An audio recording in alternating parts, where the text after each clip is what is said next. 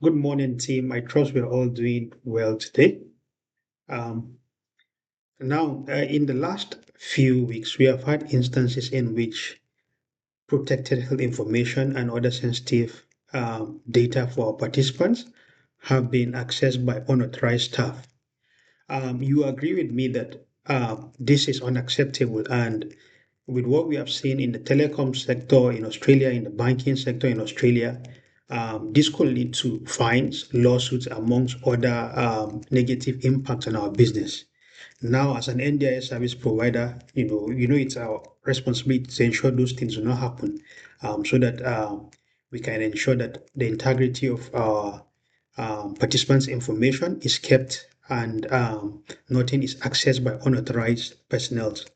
Now, in the last few days, my team and I have done a bit of research to see what are the potential solutions that we could put in place to ensure this does not happen going forward.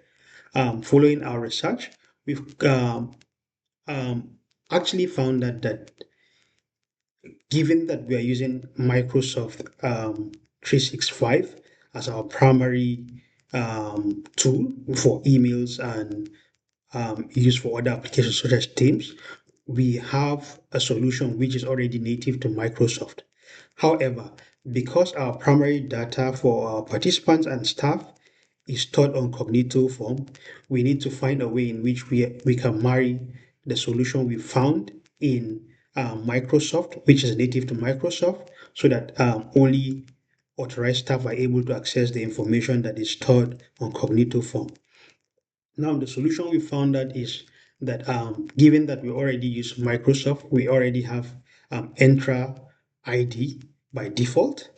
Now, the beauty of Entra ID is that it allows for role-based access control, such that when we are able to roll it out, this will ensure that only staff that are allowed by reason of their role to access a certain information for a participant, whether it's a protected health information or a sensitive information such as NDIS number, funding details, is put in place. Um, there are a few things we need to consider in terms of rolling out this solution. Um, Entra ID that comes with our Microsoft subscription is great for identity access management and role-based access control. However, having looked at where our business is going to, in the context of the fact that, or in consideration of the fact that we are rolling out other service delivery areas for our organization, which includes support coordination, allied health practice, and services provided to participants in their homes, we will need to down the line consider other Microsoft-based solutions like Entra ID P1 and P2.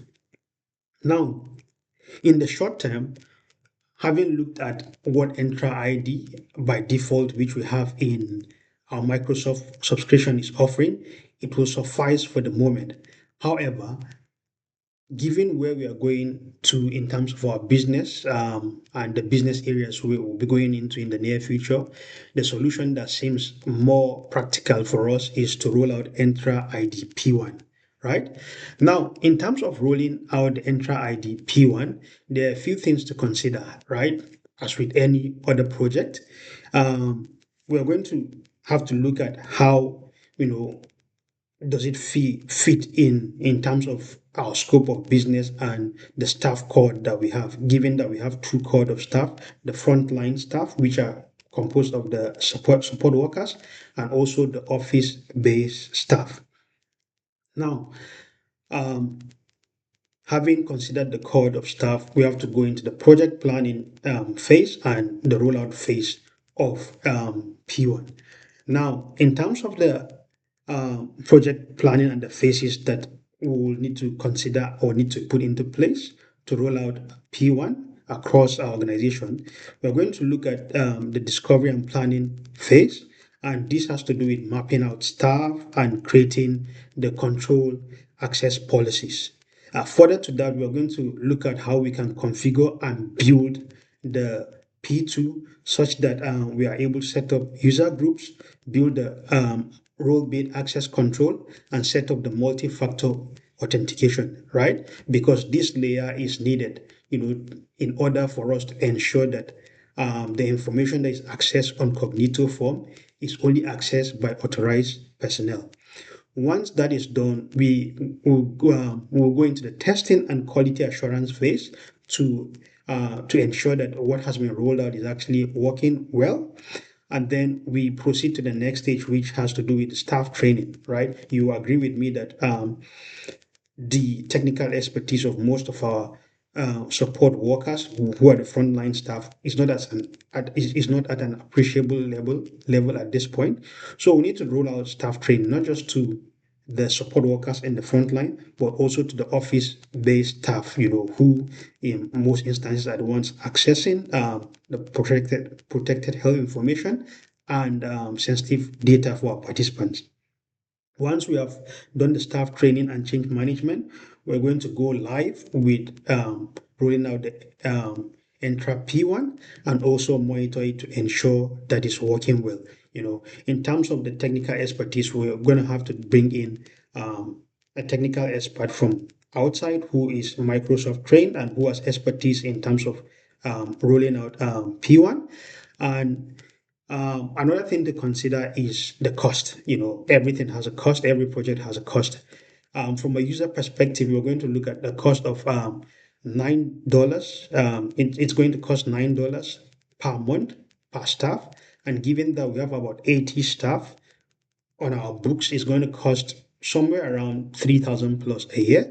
And when you consider the cost of the project, hiring a technical expert to roll out this solution, we're going to look at a total initial cost of around 10,000 to set up, and then an ongoing cost about 3,500 per year. Now, beyond the cost, another thing we are considering is the time it will take for us to roll out this solution, this project. What I've mentioned earlier on the discovery and planning, the configuration and build, the testing and quality assurance, the staff training and change management, and us going live with the project is going to take about 8 weeks in total. With this in consideration, I think given the NDIS reforms and the need for us to ensure that our protected health information for our participants and data is accessed by only authorized personnel. I want to, throw this back to you to know your thoughts and to know your thoughts on what you think about it and when you think we should do about it, and how to roll it out. Thank you.